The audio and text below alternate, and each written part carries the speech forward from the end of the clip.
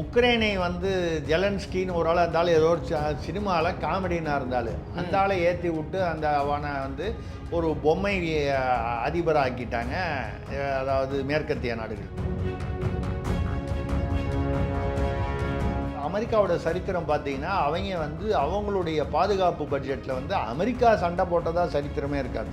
அங்கே உள்ள வளங்களை சுரண்டுவது தான் அமெரிக்காவுடைய வழக்கமான அரசியல். அது மோடி வந்து அமெரிக்கா சொல்கிறத கேட்கறது இல்லை. பல விஷயங்களில் அமெரிக்காவுக்கு அடிமையாக இல்லைன்னு ஒன்று, உங்களுக்கு நான் பெட்ரோலியம் தரமாட்டேன். நேராக அமெரிக்காவுக்கு பிடிக்காத ஈரானுக்கு போனார். ஈரானில் போய் அவனோட பேசி ஈரானுக்கு இந்தியாவுக்கு உள்ள வர்த்தகத்தில் டாலரே தேவையில்லை, உங்கள் ஊர் பணம் நீ எனக்கு கொடு, எங்கள் ஊர் பணம் நான் உனக்கு தரேன், நமக்குள்ளே உள்ள நீ விற்கிற வாங்குற, நான் விற்கிறேன் நீ வாங்குற, இது ரெண்டையும் கணக்கில் அட்ஜஸ்ட் பண்ணி மிச்சத்தை வந்து நம்ம செட்டில் பண்ணிப்போம். இப்போ டாலருக்காக நம்ம வந்து அமெரிக்காவின் காலில் விழுந்து கெஞ்சும் நிலை மாறிவிட்டது மோடி வந்த பிறகு. உங்களுக்கு பொருளாதார ரீதியில் நீங்கள் வலிமையை அடைஞ்சிட்டிங்கன்னா அதுக்கப்புறம் எல்லாமே சாத்தியம். இந்த ரஷ்யா உக்ரைன் நடந்தாலே இப்போ அந்த ஜம்மு அண்ட் காஷ்மீர் விவகாரத்தில் வந்து இப்போ அமெரிக்கா தலையிட முயல்கிறது. அமெரிக்கா வந்து மோடி அரசு வந்து கவிழ வேண்டும் என்று வேலை செய்கிறது. இந்த ரஷ்ய உக்ரைன் போர் மட்டும் இப்போ ஒரு போர் நிறுத்தம் ஏற்படுத்தி விட்டால் கமலா ஹாரிஸே வந்து அமெரிக்க அதிபராக வந்தாலும் அமெரிக்கா வந்து இந்தியாவிடம் வாலாட்டாது.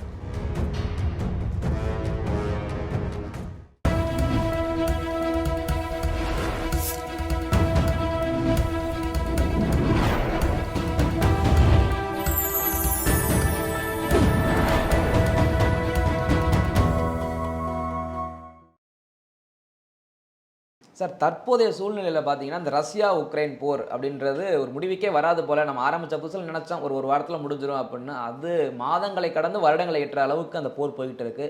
இந்த சூழ்நிலையில் எப்போதும் சொல்லாத அந்த ரஷ்ய அதிபர் புட்டின் சொல்லியிருக்காரு, நீங்கள் மேற்கத்திய நாடுகள்லாம் தொடர்ந்து வந்து உக்ரைனுக்கு ஆதரவு கொடுத்துட்டே இருந்தீங்கன்னா நான் அணு ஆயுதத்தில் கை வைக்க வேண்டிய நிலைமை வரும், அணு ஆயுதத்தை தொட்டால் எவ்வளோ பெரிய விபரீதம் நடக்கும் அப்படின்றது நம்ம எல்லாருக்குமே தெரியும். இந்த போருக்கான சூழல் எப்போது முடியும்? இதில் குறிப்பாக நம்ம இந்தியாவுடைய பங்கு, பாரத பிரதமர் மோடி அவர்கள் இதில் தலையிட்டு இருக்காரு. இது எங்கே போய் இந்த முடிவு எப்போது முடியும்னு நினைக்கிறீங்க?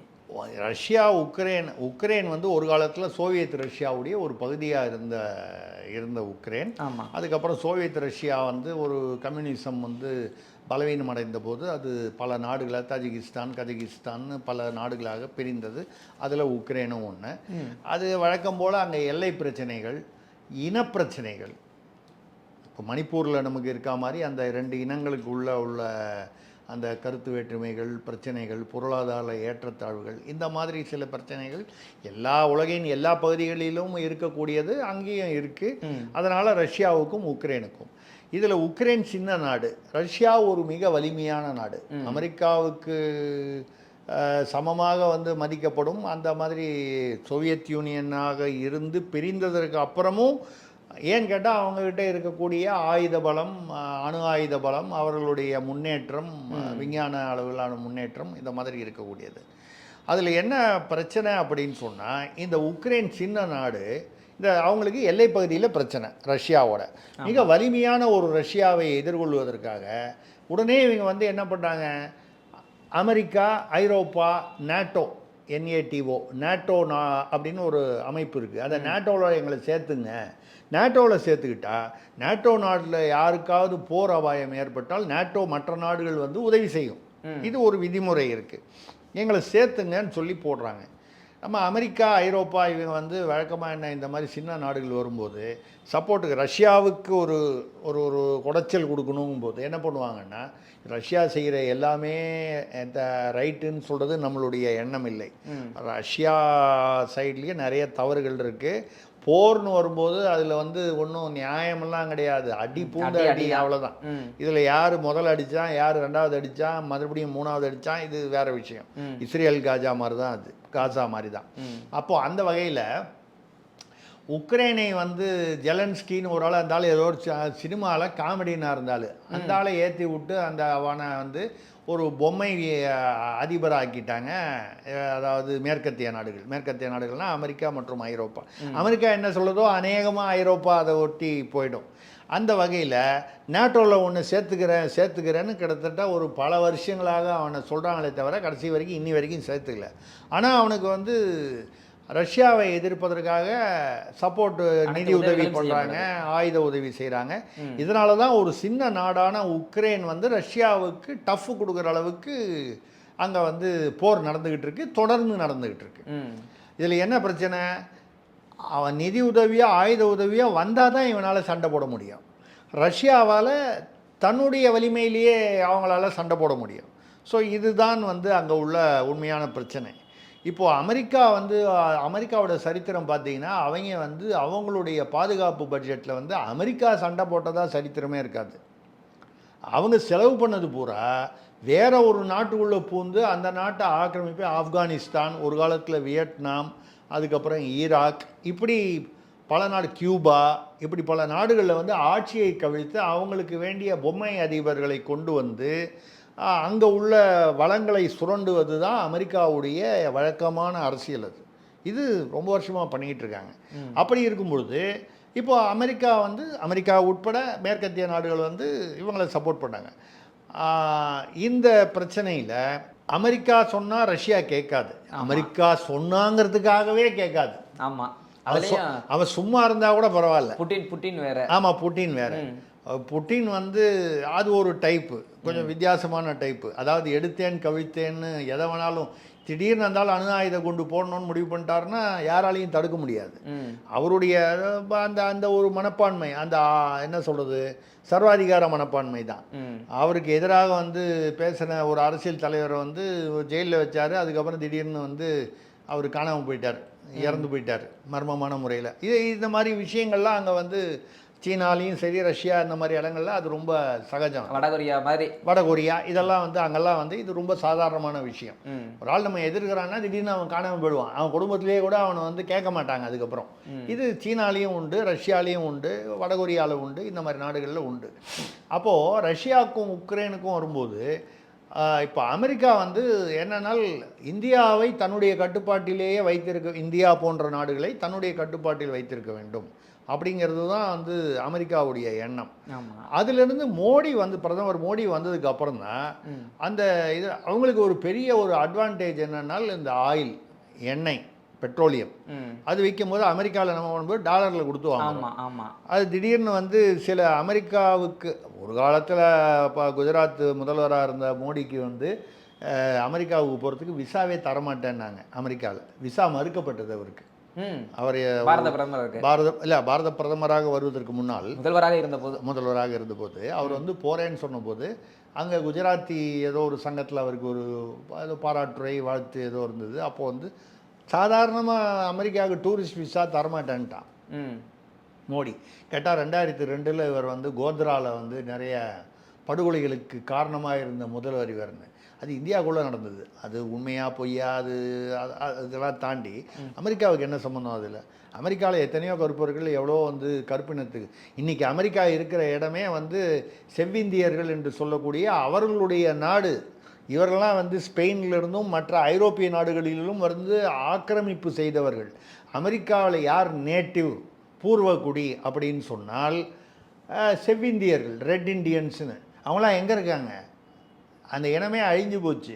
அவன் நிலத்தில் இவங்க உட்கார்ந்துருக்காங்க. ஆஸ்திரேலியா, நியூசிலாண்டில் எடுங்க, அங்கேயும் வந்து அவர்கள் பூர்வகுடிகள். அந்த பூர்வகுடிகளை விரட்டிட்டு ஆஸ்திரேலியாங்கிற நாடே எப்படி வந்தது?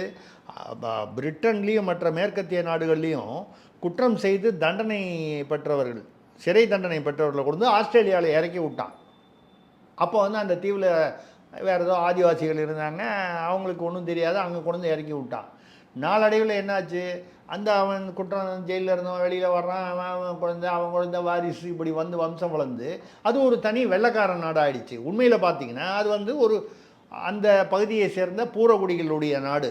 இந்த பூர்வகுடிகள்லாம் எங்கே இருக்கான்? எங்கேயோ ஒரு மூலையில் பாவம் இன்றைக்கே வந்து ஆடு மேய்ச்சிக்கிட்டு அந்த மாதிரி இருக்கான். ஸோ இதுதான் இந்த வெள்ளை ஏகாதிபத்தியம். இந்த எல்லை ஏகாதிபத்தியம் வந்தவுடனே மோடி வந்து என்ன பண்ணார்? இந்த டாலரில் இருந்தோன்னா என்ன பண்ணார்? திடீர்னு மோடி வந்து அமெரிக்கா சொல்கிறத கேட்கறது இல்லை, பல விஷயங்களில் அமெரிக்காவுக்கு அடிமையாக இல்லைன்னு ஒன்று, உங்களுக்கு நான் பெட்ரோலியம் தரமாட்டேன், ஆயில் தரமாட்டேன், அப்படின்னு சொல்கிறாங்க. அதே மாதிரி மோடி என்ன பண்ணார், இதுக்கு ஈக்குவலாக வந்து யுஏஇ, ஐக்கிய அரபு அமீரகம், இந்த துபாய், அபுதாபி, அந்த பக்கம் இந்த சவுதி அரேபியா, இவங்க தான் எண்ணெய் வைக்கிறவங்க. இவங்க என்ன நினச்சாங்க, இந்து முஸ்லீம் பிரச்சனையினால வந்து மோடி வந்து அரபு நாடுகளுடன் வந்து ஒற்றுமையாக இருக்க மாட்டார்னு எதிர்பார்த்தாங்க. மோடி ரொம்ப புத்தி சாதுரியமாக என்ன பண்ணார், அவங்களோட ஒரு நல்ல உறவை மெயின்டைன் பண்ணிட்டார். அதனால் வந்து அங்கே ஒன்றும் இவருக்கு பிரச்சனை இல்லை. ஆனால் டாலரில் கொடுக்கணும் அங்கே அவன்கிட்டையும். டாலர் வந்து நீங்கள் வந்து பணம் வந்து டாலரில் உங்கள்கிட்ட பணம் இருந்தால் பத்தாது. டாலர் வந்து அதனால் வந்து 84 ரூபா, இன்றைக்கி 85 ரூபா வந்துருச்சு. அப்போ வந்து டாலருங்கிறது உங்கள்கிட்ட போதிய டாலர்கள் உங்கள் கையில் இருக்கணும். இல்லைன்னா நீங்கள் அவங்கள்ட்ட தான் போய் வந்து பிச்சை எடுக்கணும், கேட்கணும், எங்கிட்ட டாலர் இல்லை அப்படின்னு சொல்லி. இந்த மாதிரி ஒரு சூழ்நிலையில் மோடி என்ன பண்ணார், நான் வந்து உனக்கு எண்ணெய் கொடுக்க மாட்டேன்னு அமெரிக்கா சொன்ன உடனே நேராக அமெரிக்காவுக்கு பிடிக்காத ஈரானுக்கு போனார். ஈரானில் போய் அவனோட பேசி, ஈரானுக்கு இந்தியாவுக்கும் உள்ள வர்த்தகத்தில் டாலரே தேவையில்லை, உங்கள் ஊர் பணம் நீ எனக்கு கொடு, எங்கள் ஊர் பணம் நான் உனக்கு தரேன், நமக்குள்ளே உள்ள நீ விற்கிற வாங்குற, நான் விற்கிறேன் நீ வாங்குற, இது ரெண்டையும் கணக்கில் அட்ஜஸ்ட் பண்ணி மிச்சத்தை வந்து நம்ம செட்டில் பண்ணிப்போம். சூப்பர். எப்படின்னு ஒரு அரேஞ்ச்மெண்ட் பண்ணிட்டாரு.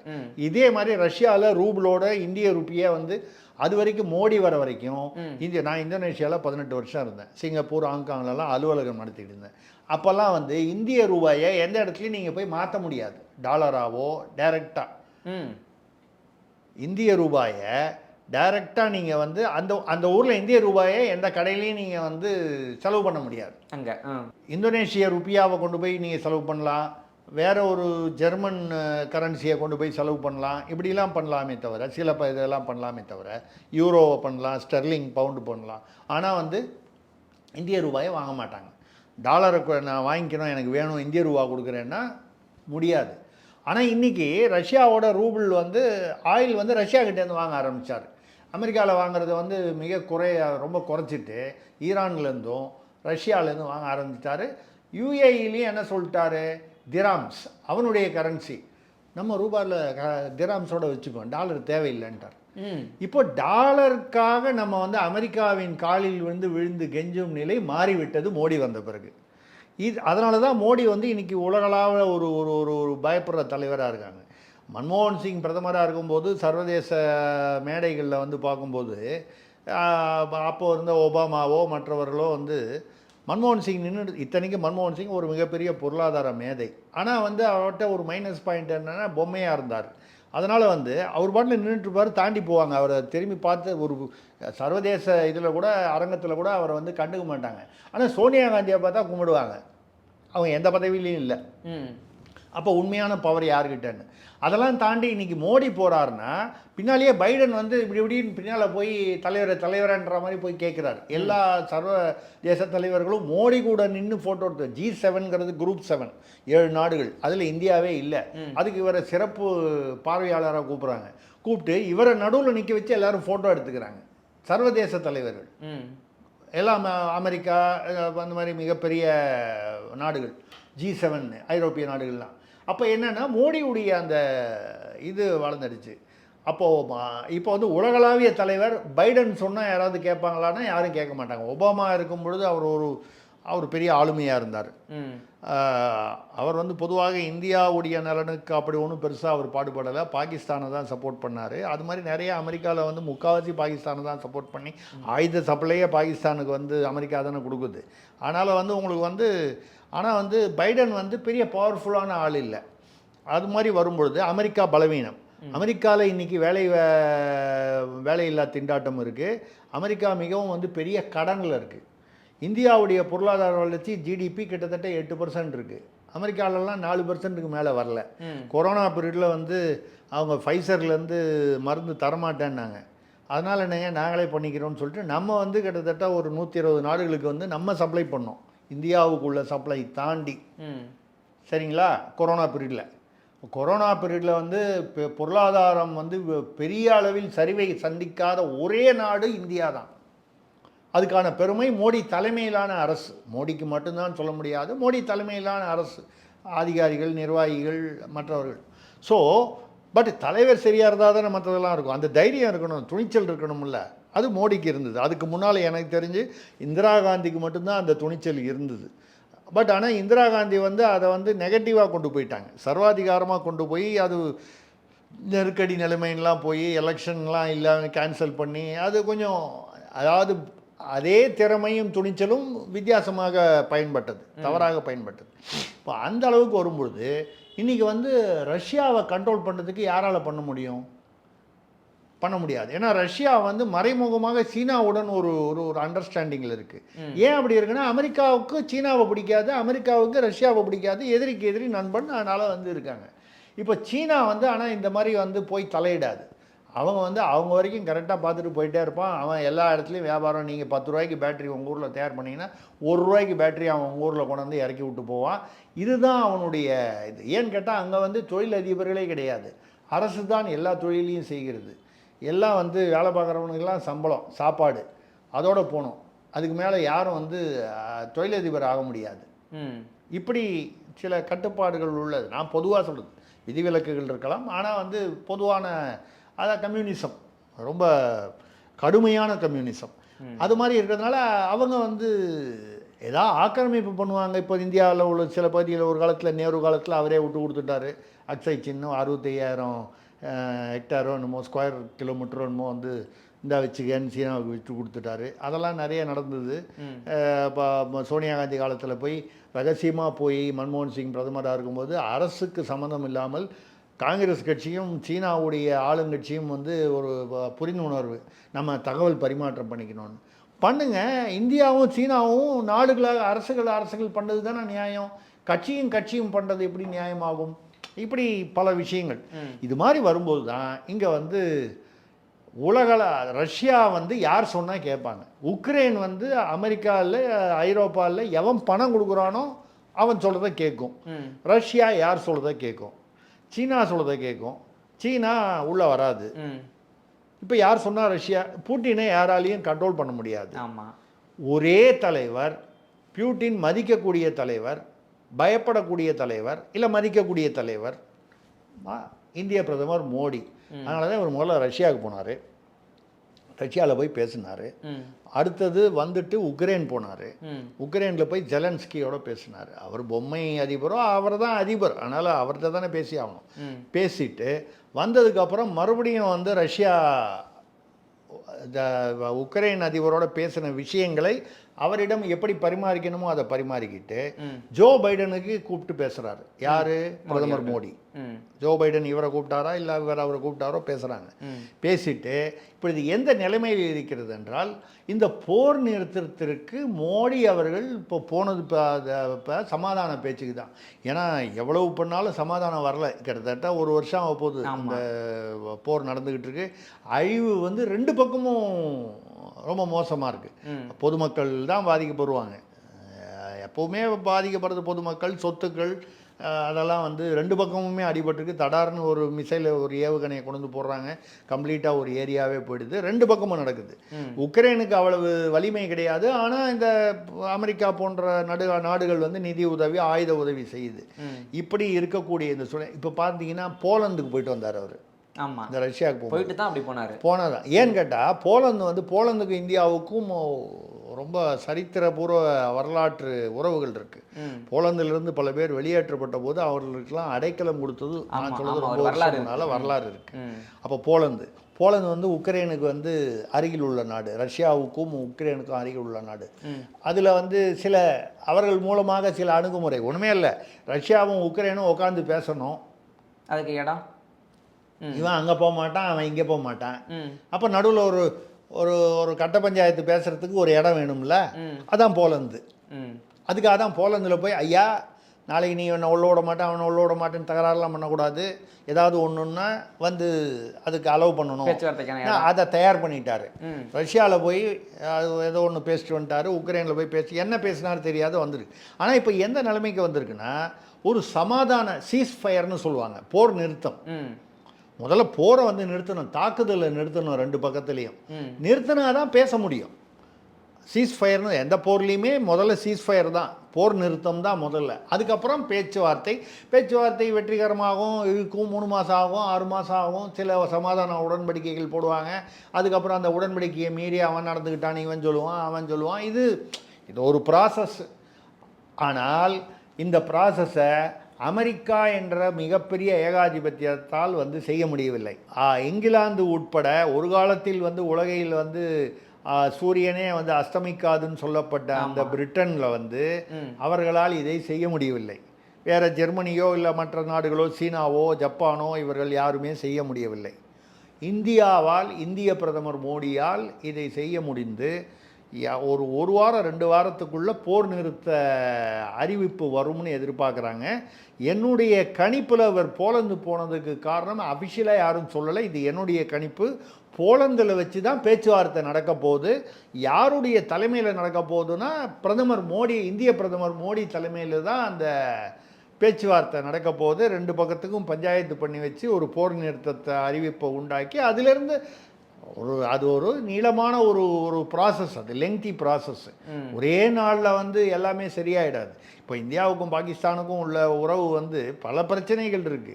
என்னதான் வந்து நீங்கள் சமாதான உடன்படிக்கைன்னு ஒன்று போட்டால் கூட இதே பாகிஸ்தான் எத்தனையோ தடவை நம்மகிட்ட கார்கில்ல தோற்றுருக்காங்க, முன்னால் இந்திரா காந்தி இருக்கும்போதும் தோற்றுருக்காங்க, பங்களாதேஷ் வந்தபோது எல்லாம் வந்து பண்ணியிருக்காங்க. அப்போல்லாம் வந்து சரண்டர் சமாதான உடன்படிக்கை அந்த ஜெனரல் நியாசின்னு இருக்கும்போது பங்களாதேஷ் வந்தபோது அப்போ பண்ணது காங்கிரஸ் பண்ண அட்டூழியம். 90,000 பாகிஸ்தானிய இராணுவ வீரர்களை நம்ம வந்து கைது பண்ணியிருந்தோம் இந்தியா சைட்லேருந்து. இவர்களை விடுதலை பண்ணணும்னு சொல்லி அவங்க அந்த நாங்கள் சரண்டர் ஆகிறோன்னு சொல்லி ஜெனரல் நியாசி பாகிஸ்தானுடைய தளபதி வந்து ஈஸ்ட் பாகிஸ்தானில் இப்போ பங்களாதேஷ் ஆகிறதுல கைது போட்டு கொடுத்துறாரு. நம்ம இந்திய தளபதி அப்போ வந்து ஜெனரல் சுந்தர்ஜி அவர்கிட்ட வந்து சரணடைகிறோன்னு சொல்லி எழுதி கொடுக்குறாங்க. அந்த உடன்படிக்கையின் பிரகாரம் வந்து 90,000 பேர் கிட்டத்தட்ட வந்து அவங்க பாகிஸ்தானிய இராணுவ வீரர்களை வந்து விடுதலை பண்ணுறோம். நம்ம உள்ளே வைக்காமல் விடுதலை. சில 100 இந்திய இராணுவ வீரர்கள் பாகிஸ்தான் சிறைகளில் இருந்தார்கள். என்ன செஞ்சுருக்கணும் இந்திரா காந்தியோ அவர்கள் தலைமையிலான அரசோ? 90,000 பேரை நீங்கள் விடுதலை பண்ணும்போது நம்ம 90 பேர்னு ஒரு உதாரணத்துக்கு வச்சுப்போம். 90 இல்லை 400 பேர்னு வச்சுப்போம். சில 100கள் அவங்கள விடுதலை பண்ணணும்னு கேட்கணுமா இல்லையா? கேட்கவும் இல்லை, அவன் அனுப்பவும் இல்லை. பல பேர் அங்கேயே வந்து சித்திரவதை அனுபவித்து செத்து போனான். வயதாகி சித்திரவதை அனுபவித்து ஜெயிலில். இப்போ எதுக்காக சொல்கிறேன்னா, நீங்கள் வந்து பெரிய மனசு பண்ணி அந்த அவன் வந்து வலிமையின் காரணமாக வலிமையாக இருந்தோம், நம்மளால் வந்து பாகிஸ்தானை டிஃபீட் பண்ண முடிஞ்சது, தோற்கடிக்க முடிஞ்சது, ரைட்டு. பட் அதில் ஒரு நியாயம் வேண்டாமா? நம்ம ஆட்களை வந்து அவன் பிடிச்சி வச்சுருப்பான், அதை ஒன்றும் கேட்க மாட்டீங்க. அவன் ஆள் கிட்டத்தட்ட 1,00,000 பேரை ரிலீஸ் பண்ணுறீங்க. அப்படி இல்லாமல் மோடி வந்து ஓரளவுக்கு யதார்த்தமாக நியாயமாக நடந்து கொள்வார் என்ற நம்பிக்கை எனக்கு இருக்கிறது, உங்களுக்கு இருக்கிறதுங்கிறது இல்லை, உலக அளவிலான நாடுகளுக்கு இருக்கிறது. எல்லா நாடுகளும் இப்போ என்ன சொல்கிறாங்கன்னா, நேரு இருக்கும்போது யுனைடெட் நேஷன்ஸில் வந்து ஐநா பாதுகாப்பு சபையில் வந்து இந்தியாவை சீட்டு எடுத்துக்கன்னாங்க. உங்களுக்கு ஒரு குறைந்தபட்ச நாடுகளுக்கு தான் அங்கே வந்து சீட்டு, எல்லா நாடுகளுக்கும் அங்கே இடம் கிடையாது. அந்த பாதுகாப்பு கவுன்சிலில் உலகத்தில் பிரச்சனை போர் வந்ததுன்னா அதை பற்றி ஒரு முடிவெடுக்கக்கூடிய ஒரு அமைப்பு. அப்போ இந்தியாவுக்கு இடம் கொடுக்குறேன்ன போது நேரு என்ன பண்ணார்? இந்தியாவுக்கு வேணாம், அது சீனாவுக்கு கொடு. இவர் என்ன சீனாவுக்கு பெரியப்பா சித்தப்பாவா, அவனுக்கு ரெக்கமெண்டேஷனு அவனுக்கு கொடுங்கன்னு சொல்லிட்டு வந்துட்டாரு. சீனாவுக்கு கொடுத்துட்டாங்க. இன்னி வரைக்கும் இந்தியா வந்து பாதுகாப்பு கவுன்சிலுக்குள்ளே போகல. இப்போ உலக நாடுகளில் 17 நாடுகளோ 19 நாடுகளோ கைது போட்டு என்ன சொல்கிறான், பிரிட்டனுக்கு கொடுத்தது வேஸ்ட்டு. எப்படி இந்தியா போன்ற பல நாடுகளை ஆக்கிரமித்து ஆண்ட வந்து ஏகாதிபத்தியம் பிரிட்டன், அவனை ரிமூவ் பண்ணிவிட்டு இந்தியாவுக்கு கொடுங்கன்னு ஒரு 19 நாடு, நம்ம கேட்கல, 19 நாடு 19 20 நாடோ என்னமோ கேட்குறான். இந்த அளவுக்கு வந்திருக்கிறதுக்கு காரணம் மோடி அவர்களுடைய, மோடி தலைமையிலான அரசுடைய நிர்வாக திறமை. இது இந்தியா வந்து பொருளாதார நிலையில் வந்து எல்லாமே பொருளாதாரம் தாங்க. உங்களுக்கு பொருளாதார ரீதியில் நீங்கள் வலிமையை அடைஞ்சிட்டிங்கன்னா அதுக்கப்புறம் எல்லாமே சாத்தியம். பொருளாதார ரீதியில் ஒரு அரசு வந்ததுன்னா அதுக்கு வந்து திறமையான நிர்வாகம். இப்போ மோடி மட்டும் அந்த பெட்ரோலியத்துக்காக, எண்ணெய்க்காக வந்து அமெரிக்கா காலில் விழுந்து கிடந்தாருன்னா அவரும் உக்ரைன் ஜெலன்ஸ்கிக்கும் அவருக்கும் வித்தியாசம் இல்லாமல் இருந்திருக்கும்.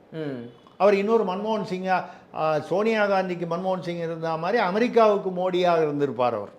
அது இல்லாமல் அவர் வந்து ரஷ்யா அமெரிக்காவை எதிர்த்து, ஆனால் மறைமுகமாக அப்படி வர்றதுனால தான் இப்போ பார்த்தீங்கன்னா அமெரிக்கா வந்து மோடி அரசு வந்து கவிழ வேண்டும் என்று வேலை செய்கிறது. அங்கேருந்தே ஒபாமா வந்து முன்னாள் ஜனாதிபதியாக இருந்தாலும் இன்னும் அவர் வந்து பின்னால் இருந்து ரிமோட் கண்ட்ரோல் பண்ணிக்கிட்டு இருக்காரு. இப்போது பைடன் எடுத்துகிட்டு கமலா ஹாரிஸ் வந்திருக்காங்க. கமலா ஹாரிஸ் இந்திய வம்சாவளியை சேர்ந்தவர் என்று பெருமை கொள்ளலாம், தமிழ்நாட்டு வம்சாவளியை சேர்ந்தவர். ஆனால் அவருடைய அம்மா வந்து தமிழ் வழி, அதே சமயத்தில் அப்பா வந்து அவர் வந்து மேற்கு இந்தியர். அப்புறம் இவங்க கல்யாணம் பண்ணிட்டது வேறு ஏதோ ஒரு சவுத் அமெரிக்கன். அப்படி ஒரு கலவையாக போயிடுச்சு. இதில் இப்போ கமலா ஹாரிஸ் பார்த்தீங்கன்னா ட்ரம்ப் வந்தாருன்னா இந்தியாவுக்கு மிக ஆதரவாக, மோடிக்கு நண்பர், இந்தியாவுக்கு நண்பர். ஆனால் கமலா ஹாரிஸ் பார்த்தீங்கன்னா பொதுவாக பாகிஸ்தானுக்கும் சீனாவுக்கும் ஆதரவாக இருப்பவர், இந்திய வம்சாவளியை சேர்ந்தவர். ஆனால் வந்து அது அவருடைய நம்ம ஊரில் பேனர் அடிக்கிறாங்களே கமலா ஹாரிஸ்க்கு, இதெல்லாம் தெரியாம இல்லை. இது நம்ம ஊரில் வந்து எங்கள் ஊர் கமலா, எங்கள் ஊர் கமலா, எங்கள் ஊர் கமலான்னா அது வந்து நம்ம ஊர் 4 திட்டங்கள் அறிவிச்சிட்ட மாதிரி இங்கே போஸ்டர் தூக்குறாங்க. இங்கே போஸ்டர் அது அர்த்தமே இல்லைன்ற. இந்தியாவுக்கு ஆதரவு தராத ஒரு இந்திய வம்சாவளி எங்கே இருந்தாலும் நம்ம என்ன, நமக்கு என்ன இருக்குது? நீ இந்தியாவுக்கு எதிராக நீ நடந்து கொள்ளணும். அப்புறம் நீ இந்திய வம்சாவளியாக இருந்து கொண்டு நீ வந்து இந்தியாவுக்கு எதிராக நடந்தால் அது இன்னும் இரட்டை துரோகம், அது டபுள் மடங்குங்க, அது துரோகம். அது ரைட்டு. அது இப்போ அவங்க ஜெயிப்பாங்களா, ட்ரம்ப் ஜெயிப்பாங்களா தெரியாது. கமலா ஹாரிஸ் ஜெயிப்பதற்கான சில சாத்தியக்கூறுகள் தெரிகின்றன. அப்படி வரும்பொழுது மோடிக்கு சவாலாக இருக்கும் அது. ஏன்னா அமெரிக்கா வந்து இந்தியாவுக்கு எதிரான ஒரு இது. இப்போ பார்த்தீங்கன்னா இப்போ பைடன் இருக்கும்போதே அதே தானே, அதே டெமோக்ராட்டிக் கட்சி, ஒரே கட்சி தானே அவங்க, ரிப்பப்ளிகன். அவங்க குடியரசு, இவங்க ஜனநாயக கட்சி. இந்த ஜனநாயக கட்சி பைடன் இருக்கார், இப்போவும் பைடன் தான் பேருக்கு இருக்கார், அது எலெக்ஷன் முடிகிற வரைக்கும் இருப்பார். அங்கிருந்து வந்து அமெரிக்க தூதர்கள், இந்தியாவில் உள்ள அமெரிக்க தூதரக அதிகாரிகள் யாரை போய் பார்க்குறாங்க? ஹைதராபாத்தில் ஓஐசியை போய் பார்க்குறாங்க. அப்புறம் ஃபரூக் அப்துல்லா, உமர் அப்துல்லாவை போய் பார்க்குறாங்க. நான் என்ன சொல்கிறேன், எல்லா எதிர்கட்சி தலைவர்களையும் பார்க்குறதுனா ஒன்றும் தவறில்லை. ஆனால் வந்து குறிப்பிட்ட நான் சொல்ல சில அடையாளங்கள் உள்ள அவங்கள போய் பார்க்குறாங்க. ஏன்னா ஜம்மு அண்ட் காஷ்மீரில் தேர்தல் வருது இப்போது. ஆமாம், சட்டமன்ற தேர்தல். அந்த தேர்தலில் வந்து காங்கிரஸ் என்ன சொல்லுது? நாங்கள் வந்து காங்கிரஸ், தேசிய நேஷனல் கான்ஃபரன்ஸ், ஃபரூக் அப்துல்லா கூட்டணி வந்து என்ன சொல்லுது? நாங்கள் மாநிலத்தில் ஆட்சிக்கு வந்தால் அந்த ஆர்டிகிள் 370 வந்து மறுபடியும் நேரு கொண்டு வந்ததை திரும்ப கொண்டு வருவோம், மோடி கேன்சல் பண்ணதை கொண்டு வருவோம்னு. அப்படி வந்தால் மிகப்பெரிய ஒரு குழப்பம் ஏற்படும். ஏன்னா பாஜக வந்து அங்கே வந்து ஜம்மு அண்ட் காஷ்மீரில் வந்து ஆட்சி அமைப்பதற்கு மாநிலத்தில் வாய்ப்பில்லை. ஜம்முவில் வந்து பாஜக ஜெயிக்கும், ஏன்னா இந்து ஓட்டுகள், பெரும்பாலான இந்துக்கள். காஷ்மீர் பள்ளத்தாக்கில் பெரும்பாலான இஸ்லாமியர்கள். அதில் நிறைய பேர் இப்போ மோடியோட ஆட்சியை விரும்புகிறாங்க. தேசிய கொடியை பல வருஷங்களுக்கு அப்புறம் ஏற்ற முடியுது. இருந்தாலும் வந்து அதை மீறி பாஜகவுக்கு ஓட்டு போடுவார்களா என்பது சொல்ல முடியாது. அப்படி இருக்கும்போது மறுபடியும் இந்த ஆர்டிகிள் 370 குழப்பம் வந்து வரலாம்.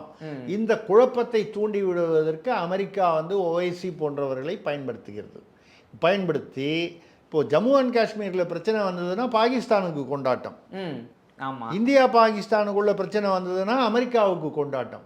மறுபடியும் அமெரிக்கா வந்து சர்வதேசத்தோடைய என்ன சொல்கிறது, மாஃபியா டானாக வருவதற்கு ஒரு வாய்ப்பு இருக்குது. இப்போ வந்து இந்தியா வந்து ஒரு மிகப்பெரும் தலைமையாக ஆகிவிட்டது. ரஷ்யாவும் முன்னே இருந்த அளவுக்கு இல்லை, அடங்கி போச்சு. இந்த உக்ரைனு மற்ற பிரச்சனைகள்னால அடங்கி போச்சு. ஜப்பானெல்லாம் அவங்கவுங்க வேலையை பார்த்துட்டு போவாங்க, மற்ற இதில் தலையிட மாட்டாங்க, சின்ன நாடு. சீனா அது ஒரு கம்ப்ளீட்டாக வித்தியாசமான ஒரு இது. பிரிட்டன்லாமே இப்போ வந்து எல்லாம் பொருளாதார வீழ்ச்சியில் இருக்காங்க. பொருளாதாரத்தில் வீழ்ச்சி அடையாமல் நிமிர்ந்து நிற்கக்கூடிய ஒரே மிகப்பெரிய நாட்டுடைய பொருளாதாரம்னா இந்தியா மட்டும்தான். இப்போ அதனால தான் இப்போ ரஷ்யா கூட நம்ம அந்த ஆயில் வாங்கும்போது கூட அமெரிக்கா வந்து தலையிடலை, இதில் இல்லைன்னா பொருளாதார தடை விதிப்பாங்க யாராக இருந்தாலும். ஆனால் இந்தியா பேச முடியலையே. இல்லை தடை விதித்தா வந்து இப்போ இந்தியாவில் உள்ள, அமெரிக்காவில் உள்ள இந்தியர்கள் வந்து டாக்டர்கள் வந்து 35% வந்து இந்தியர்கள். அதே மாதிரி நீங்கள் ஒரு தொழிலையும் அங்கே போய் பார்த்தீங்கன்னா இந்தியர்கள். இப்போது கூகுள் எடுத்துங்க, யார் இந்தியர்? மைக்ரோசாஃப்ட் எடுத்துங்க. அமெரிக்காவில் உள்ள டாப் 20 கார்ப்பரேட்ஸ், மிகப்பெரிய நிறுவனங்கள், அதில் வந்து கிட்டத்தட்ட 11 பேரோ 12 பேரோ இந்தியர்கள் அல்லது இந்திய வம்சாவளியர். அப்போ இந்தியாவை வந்து பகைத்து கொள்வது வந்து அமெரிக்காவுக்கு வந்து நடக்காத ஒன்று. இன்னொரு பயம் இருக்கலாம்ல, இப்படி அவங்க நம்ம தடை விதிச்சோம்னா இந்தியாவுக்கு ரஷ்யா, இந்தியா, ஈரான், வடகொரியாலாம் ஒரு எதிரிகள் பலம் அதிகமாகிடும் இந்த பக்கம் அமெரிக்காவுக்கு எதிராக. மோடியுடைய ஒரு சாதுரியம் என்னன்னா, அந்த மாதிரி சமயத்தில் வந்து ரஷ்யாவுடன் மட்டும் இல்லை, சீனாவுடனே கைகோத்துட்டா யாருமே எதிர்பாராத. ஏன்னா வந்து ஈரானோட போய் அவர் வந்து ஒரு அக்ரிமெண்ட் போட்டு இது போனோம். இப்போ கூட ஈரானில் வந்து சபாஹார்னு ஒரு போர்ட்டு, துறைமுகம், அதை வந்து மோடி வந்து வந்ததுக்கப்புறம் தான் வந்து பேசி அதை வந்து போர்ட் மேனேஜ்மெண்ட்டுனா அந்த துறைமுகத்துடைய நிர்வாகம் இது வந்து நம்ம செய்கிற மாதிரி. இலங்கையில் ஹம்பன் தோட்டான்னு ஒன்று வந்து சீனா எடுத்துச்சு. அதுக்கப்புறம் அதை தடுத்து இந்தியா எடுக்கிற மாதிரி அதை மாற்றி விட்டாங்க. மறுபடியும் இப்போ இருக்கிற அந்த ராஜபக்சேவுடைய குடும்பத்தில் தானே முன்னால் இருந்தவர் மஹிந்த ராஜபக்சே, இப்போ இருக்கிறவர் கோதபய ராஜபக்சே, மறுபடியும் அதை சீனாவை நோக்கி போகிறது. இது ஒரு பக்கம் இருக்குது. இதே மாதிரி ஈரானில் வந்து அந்த சவார் போட்டு நம்ம ஏன் ஈரானில் போய் ஒரு துறைமுகம் நடத்தணும்னு கேட்டிங்கன்னா, பேருக்கு தான் துறைமுகம் நடத்துறதாக அர்த்தம். அதனால் வந்து வர்த்தகம் வந்து ஓரளவுக்கு மேம்படும் 2 நாட்டுக்குள்ள. அது இல்லை, இந்தியாவை சேர்ந்த ஏவுகணைகள் ரகசியமாக அங்கே வைக்கப்படும். எங்கள் ஈரானில் அது யாரை நோக்கி திருப்பி வைத்திருக்கப்படும்? பாகிஸ்தானை நோக்கி. அங்கிருந்து எப்பவுமே இந்த ஏவுகணையெல்லாம் வந்து இந்த அடிக்கிறத விட அடிப்பேன்னு சொல்கிறது தான் பயம். ஒரு தடவை அடிச்சிட்டாக்க பயம் போயிடும். ஆமாம், இது இயல்பான விஷயம். அப்போ அந்த மிசைல்ஸ் ஏவுகணை இருக்குங்கிறது தான் பயம். விடுவாங்களா மாட்டாங்களா அடுத்த விஷயம், விட்டுட்டா அப்படின்னு. அதே மாதிரி மியான்மாரில் சிட்வின்னு ஒரு துறைமுகம், அந்த துறைமுகத்தில் போய் அதையும் போர்ட் மேனேஜ்மெண்ட் இந்தியா எடுத்திருக்கு. அது யாருக்கு செக்கு? சீனாவுக்கு. சீனாவுக்கு எதிராக வந்து நீ வந்து ஏதாவது கடலில் வந்து அவங்கள வேவு பார்க்கணுமா, இல்லை வந்து ஒரு பெட்ரோலிங் பண்ணணுமா, உனக்கு சொல்லு, எப்போ வேணால் சொல்லு, நாங்கள் உங்களுக்கு ஒத்துழைப்பு கொடுக்குறோம். பிலிப்பைன்ஸு அவனுக்கும் சீனாவுக்கும் பிடிக்காது. நீங்கள் இந்தோ சீனா கடலில் வந்து நீங்கள் இந்தியாவுடைய கடற்படை கப்பல்கள்லாம் நிறுத்திங்கன்றான். இதெல்லாம் வந்து நிறுத்தினதுனால என்ன லாபம்னு நம்ம கேட்குறது வந்து பாமரமாக அது புரியாது. அது என்னன்னால் அங்கே நிற்கிதும் போது இப்போ சீனாவுக்கும் தாய்வானும் வந்து என்னுடைய பகுதின்னு சொல்கிறான். சீனா வந்து தாய்வான் வந்து என்னுடைய பகுதின்றான். தாய்வான் இல்லை, நான் சுதந்திர நாடுன்றான். இப்போ தாய்வானுக்கு பாதுகாப்பாக இந்தியா அதை ஒட்டி அங்கே போய் ஏவுகணைகள்லாம் வச்சுருக்கு. ஒரு கடற்படையில் ஃப்ரிகேட்டுன்னு சொல்லக்கூடிய ஐஎன்எஸ் ஃப்ரிகேட் அப்படின்னா ஏதோ ஒரு அதாவது பெரிய போர்க்கப்பல் வந்து அங்கே நிறுத்திருக்கு. ஒரு கப்பல் நிறுத்தினா போதும், ஏன்னா அதிலே விமானங்கள்லாம் இருக்கும். இது வந்து சீனா அதனால் வந்து பயந்துருன்ற இல்லாமல் நீ தாய்வானில் கை வச்சா உனக்கு அடி விழும் அப்படிங்கிற ஒரு பயமுறுத்தல். இப்போது எத்தனையோ பேர் வந்து அரசியல்வாதிகள் போகிறாங்க, பின்னால் ஒரு செக்யூரிட்டி கார்டு வராரு. இந்த செக்யூரிட்டி கார்டு தான் வந்து பெருசாக காப்பாற்றிடுவாருன்றது ஒரு 50% கரெக்டு. இன்னொரு 50% செக்யூரிட்டி கார்டு சுற்றி இருக்காங்க அப்படிங்கிற அந்த ஒரு நம்பிக்கை பயம். நாளைக்கு அவங்க டக்குன்னு ஏதாவது ஒன்று பதிலுக்கு பண்ணிடுவாங்க, இல்லை முற்காப்பாக ஏதாவது செய்வார். இது ஒரு சைக்கலாஜிக்கல்.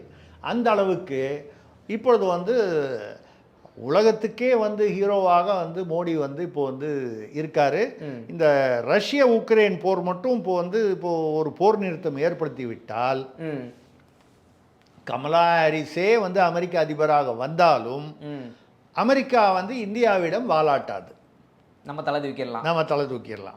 இப்போ காஷ்மீரில் கேட்பீங்க, காஷ்மீரில் உண்மையிலேயே இப்போ நமக்கு கொஞ்சம் பலவீனம். ஏன்னா அங்கே வந்து அநேகமாக வந்து காங்கிரஸ் தேசிய கூட்டணி வந்து ஓரளவுக்கு ஆட்சி அமைப்பதற்கான வாய்ப்புகள் இருக்குது. ஆனால் வந்து என்ன, அது யாருக்கு லாபம்னா பாகிஸ்தானுக்கு ஒரு பெரிய செக் வச்சுருக்காரு, இந்தியா வச்சுருக்கு. அதுலேயும் முக்கியமாக இப்போ மோடி நிர்வாகம் என்னென்னா பிஓகேனா பாகிஸ்தான் ஆக்கிரமிப்பு காஷ்மீர். அவன் எல்லாரும் என்ன சொல்கிறான், அவனுக்கு சோத்துக்கு வழி இல்லை, குடிக்கிறதுக்கு தண்ணி இல்லை, எங்களுக்கு மோடி மாதிரி ஒரு பிரதமர் வேணும், இல்லைன்னா எங்களை வந்து இந்தியாவோட சேர்த்து விட்டுருங்க. இது உண்மையில் இந்தியாவுடைய பகுதி. நேரு தான் விட்டு கொடுத்துட்டாரு, அதை பாகிஸ்தானில் இருக்குது. அவன்லாம் சொல்கிறான், எனக்கு வேணாம், சோறு இல்லை தண்ணி இல்லை, உங்ககிட்ட நான் மண்ணடிக்கிறத விட அப்படின்னு சொல்லி அங்கே போய் 150 போலீஸ் படைகளை அனுப்பிச்சு அவங்க அங்கே புரட்சி ஏற்படும் போது அதை அடக்கிறதுக்காக அனுப்பிச்ச போது எல்லா போலீஸ்காரனையும் ட்ரெஸ்ஸை கழட்டி நிர்வாணமாக அனுப்பிச்சி விட்டாங்க. அது நியூஸ் பெருசாக வராமல் பார்த்துக்கிட்டாங்க. அவன்லாம் என்ன சொல்கிறான்னா, நான் இந்தியாவோட சேர்த்து விடுன்னு கேட்குறான். எங்கே இருக்குது? நம்ம பஞ்சாபை ஒட்டி வருது. பாகிஸ்தான் ஆக்கிரமிப்பு காஷ்மீர் பிஓகேன்னு நம்ம சொல்கிறோம். அவன் ஆசாது காஷ்மீர்னு சொல்லுவான், அது சுதந்திர காஷ்மீர்னு அவன் சொல்கிறான். இந்த பக்கம் பலுச்சிஸ்தான், ஆப்கானிஸ்தான் பக்கம், அந்த பலுச்சிஸ்தானில் வந்து அவன் என்ன சொல்கிறான், பாகிஸ்தான்லேருந்து எங்களுக்கு விடுதலை, தனி நாடு வேணும், சீனாவுடைய இது ரொம்ப ஆக்கிரமிப்பு பாகிஸ்தான் மூலம் அதிகமாக இருக்குது, சீனாக்கிட்ட கடன் வாங்குறதுக்காக எங்கள் இடத்துல வந்து எங்கள் இனத்துக்கு, அது பலுச்சிஸ்தான். நம்ம ஊரில் வந்து பட்டாணிக்காரன்னு சொல்லுவாங்க அந்த காலத்தில். ஒரு காலத்தில் பட்டாணிக்காரம்பாங்க. பத்தான்ங்கிறது தான் பட்டாணிக்காரன்னா அந்த பெரிய அந்த இது போட்டு பைஜாமா போட்டு கடன் கொடுப்பான், கந்து வட்டி கொடுப்பான் அந்த காலத்தில். அந்த அது பத்தான், அதுதான் அந்த பலுச்சிஸ்தான். அந்த பலுச்சிஸ்தான் வந்து அப்போவே இந்தியாவோட சேர்றேன் நாங்கள் பிரிவினையும் போதே நேரு தான் வேணான்ட்டார். இப்போ அவன் என்ன சொல்கிறான், ஒன்று நான் தனி நாடாகிறேன், இல்லை இந்தியாவோட சேர்ந்துக்கிறேன், பாகிஸ்தான் வேணாம்.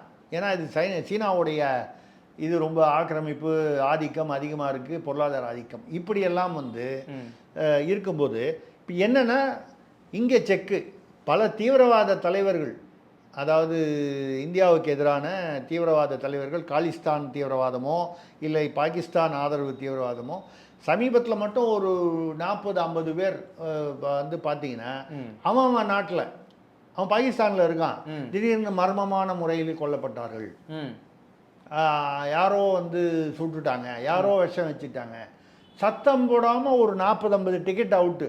இந்த 40-50 டிக்கெட்டும் முக்கியமான டிக்கெட்டு. அவனுக்கு கீழே ஒரு பெரிய இயக்கம் இந்தியாவில் வந்து குண்டு வைக்கிறது இப்படியெல்லாம் வந்து இருக்குது.